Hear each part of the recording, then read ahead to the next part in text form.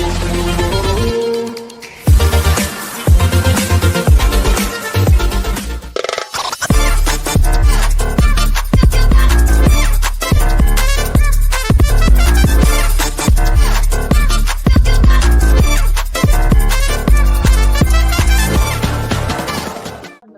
bismillahirrahmanirrahim. Pergi ke pasar beli salak, jangan lupa bawa tas anyaman. Warisan budaya begitu banyak, membuat kita penuh kebanggaan. Assalamualaikum warahmatullahi wabarakatuh. Halo teman-teman semua, selamat datang di podcast kami yang bertema Budaya Berkisah, Cerita Kita Indonesia. Di episode ini, kita akan berbincang santai, tapi penuh dengan makna tentang kekayaan budaya yang menjadi bagian dari jati diri bangsa kita.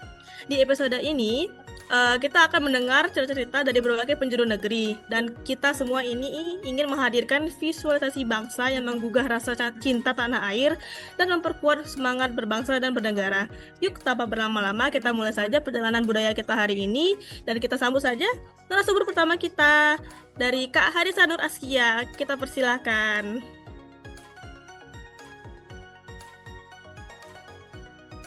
Halo, selamat siang semuanya. Selamat siang, Kak. Oke, Kak Harisa ini boleh memperkenalkan diri terlebih dahulu, dari mana asalnya dan ingin membawakan budaya apa nih?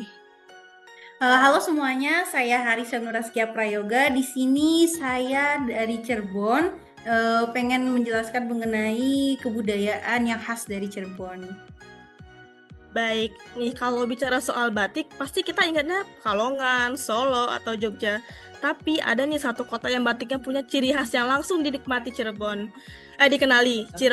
Nah, Kak Harisa, boleh nih diceritain kenapa batik Megamendung ini begitu ikonik dan berbeda dari batik-batik daerah lainnya? Nah, betul sekali. Jadi kalau batik Megamendung itu kan sangat ikonik ya. Kan dari Jawa aja langsung tahu nih ini batik Megamendung. Nah, batik Megamendung ini nggak sekedar kain yang bermotif awan. Megamendung ini merupakan simbol di mana motif awan besar yang tergulung-gulung itu menggambarkan keteduhan, kesabaran, dan kejernihan hati. Warna-warnanya juga berani.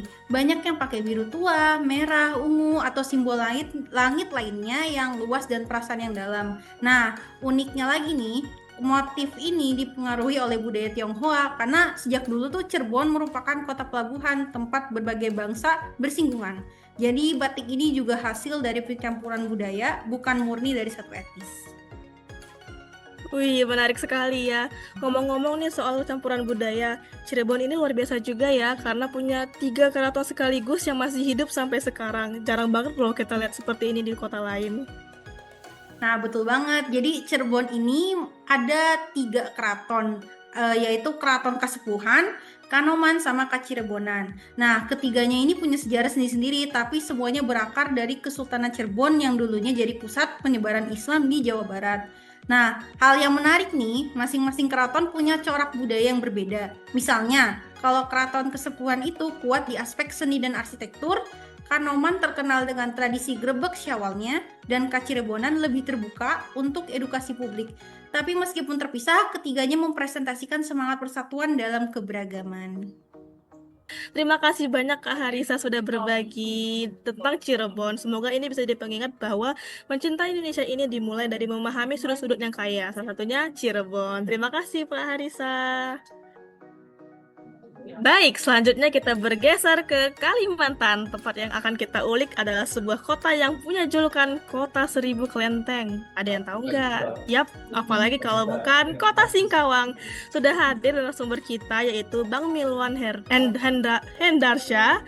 Kita sapa dulu. Halo Bang, apa kabarnya? Halo Kak Rane, alhamdulillah baik, tetap semangat. Ini masih membara sekali ya semangat teman-teman.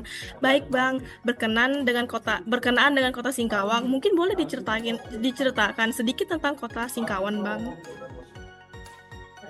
Oke, baik Kak. Jadi Kota Singkawang adalah sebuah kota yang berada di Provinsi Kalimantan Barat ya. Jadi letaknya itu 145 km ke arah utara dari Provinsi Kalimantan Barat. Dari ibu kota Provinsi Kalimantan Barat, yaitu Kota Pontianak ya. Selanjutnya nih Bang, boleh nggak sih ceritain bagaimana keberagaman suku yang ada di kota Singkawang? Oke, baik Kak. Jadi Singkawang itu terdiri dari tiga besar etnis atau suku yang mendiaminya, yaitu ada suku Tionghoa, kemudian ada suku Dayak, dan yang terakhir ada suku Melayu. Jadi biasa kami menyebutnya itu dengan Tidayu, Tionghoa, Dayak, Melayu. Wow, Tidayu ya, ada Tionghoa, Iya, Dayak, dan Melayu. Menarik sekali. Dan kalau bicara soal keberagaman suku ini pastinya tidak lepas dari budaya. Pasti banyak hal sekali hal yang menarik sekali di Singkawang. Bisa mungkin dibagikan apa yang menarik di Singkawang tersebut? yang paling menarik adalah adanya atraksi tatung atau dalam bahasa kami itu sinsang. Nah, sinsang ini merupakan manusia ya, yang telah dirasuki ya, oleh leluhur mereka, sehingga atraksinya akan menggunakan benda-benda senjata tajam, akan menggesek-gesekkan senjata tajam ke tubuhnya, namun mereka tidak terluka. Itu yang menjadi ciri khas uniknya. Menarik sekali. Oke, tadi kita sudah bahas tentang sukunya dan perayaannya. Mungkin kita akan beralih ke makanan khas atau wisata alam. Ada nggak rekomendasi yang bisa Mas berikan ke kita-kita nih apabila berkunjung ke Kota Singkawang? Oke, baik. Jadi terkait kuliner dan tempat wisata, ya, Singkawang ini juga merupakan salah satu tujuan atau destinasi kuliner dan wisata, Kak. Jadi banyak sekali tempat wisata yang dapat dikunjungi di Kota Singkawang.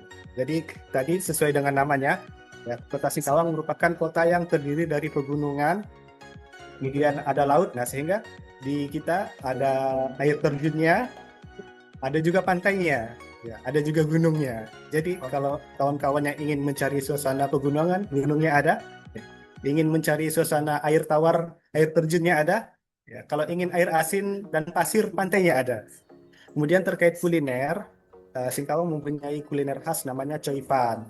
Coipan ini adalah makanan yang dibuat dari kulit pangsit yang diisi dengan isi bengkoang. Jadi dengan cara dikukus.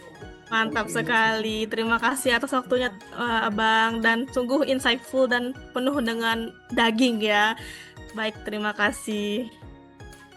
Oke, teman-teman, berikutnya sudah hadir di sini narasumber kita, yaitu Muhammad Fadilah yang berasal dari Tabalong, yang merupakan tanah yang katanya kaya budaya itu. Kepada Mas Fadilah dipersilakan.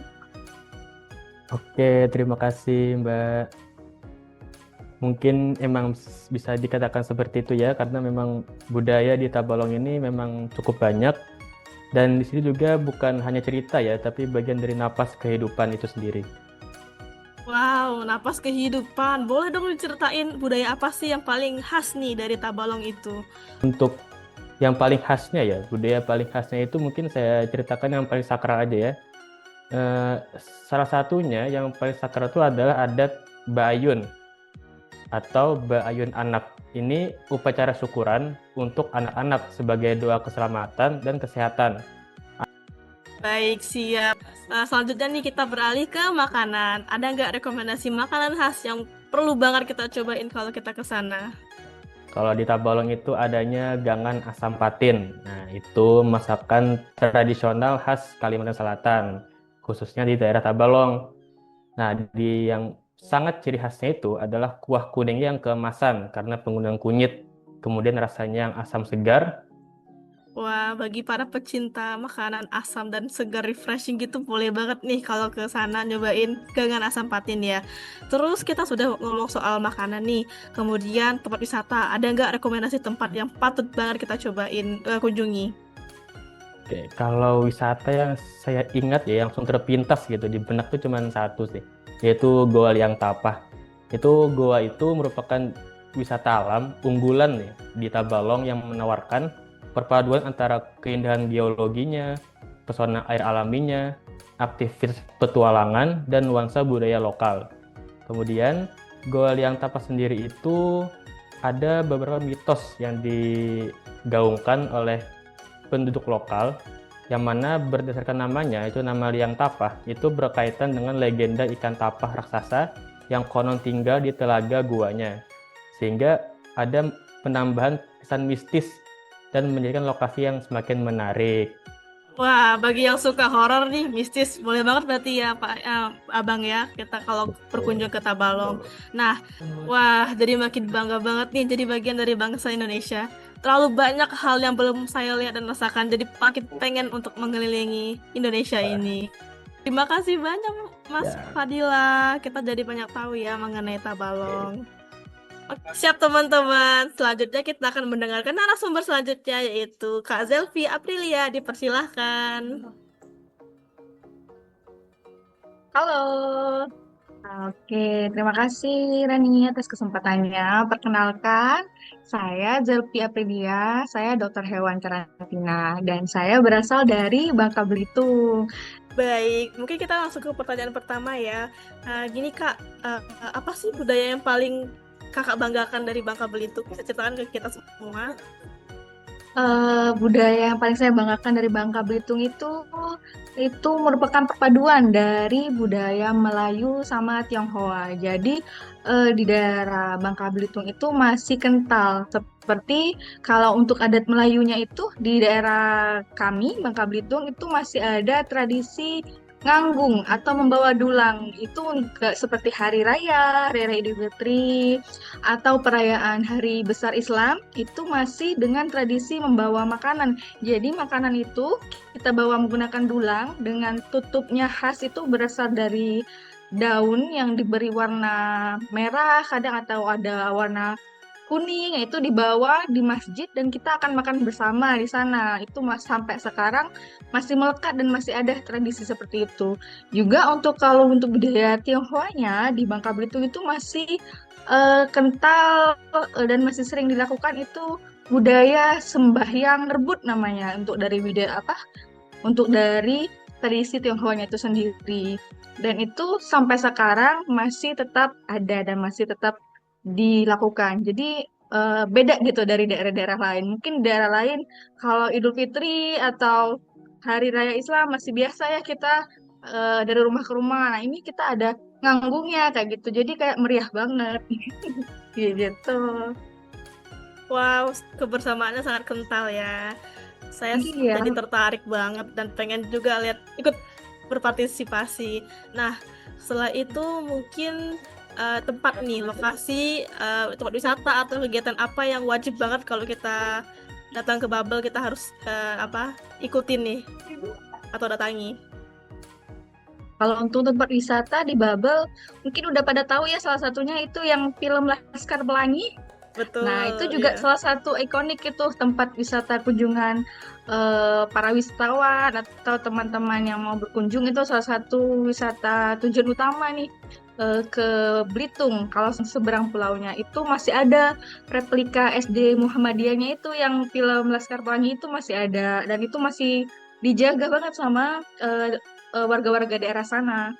Terus juga selain replika tadi yang di Belitung, di Bangkanya tuh nggak kalah menarik juga. Banyak pantai-pantai yang masih kejaga kebersihannya, kearsiannya tuh masih banyak. Contohnya itu seperti Pantai Parai, itu juga ada. Itu bagus banget. Dan di di tepi pantainya itu kita langsung bisa ngelihat resort pemandangan pantai. Jadi kan Mbak Rani bayangin aja kan kita sore-sore nih ngelihat atau pagi-pagi melihat sunrise, sunset dengan pemandangan pantai yang itu kan kayaknya relax banget ya kalau mau pergi liburan ke Bangka Belitung.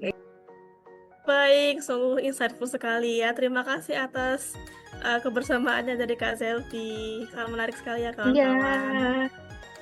Semua cerita tadi bukan sekadar hiburan, tapi inilah bentuk nyata dari visualisasi bangsa, gambaran akan keberagaman yang hidup, bernapas, dan menyatu dalam identitas kita sebagai bangsa Indonesia.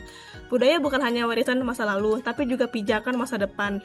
Dan melalui podcast ini, kami ingin mengajak teman-teman semua untuk ikut dalam kampanye Bangga Berbangsa dan Bernegara Indonesia dengan mengenal, mencintai, dan merawat kebudayaan kita masing-masing. Tadi kan sudah saya buka nih dengan pantun. Sebelum kita tutup, izinkan saya untuk menyampaikan pantun sebagai penutup. Baik, menjelajah desa hingga ke kota, membawa cenderamata dari Bima. Budaya kita harta yang nyata, mari kita jaga bersama-sama. Terima kasih telah menemani perjalanan budaya hari ini. Terus kobarkan semangat cinta tanah air. dari hal kecil, dari diri sendiri, dari sekarang. Sampai jumpa di kesempatan selanjutnya.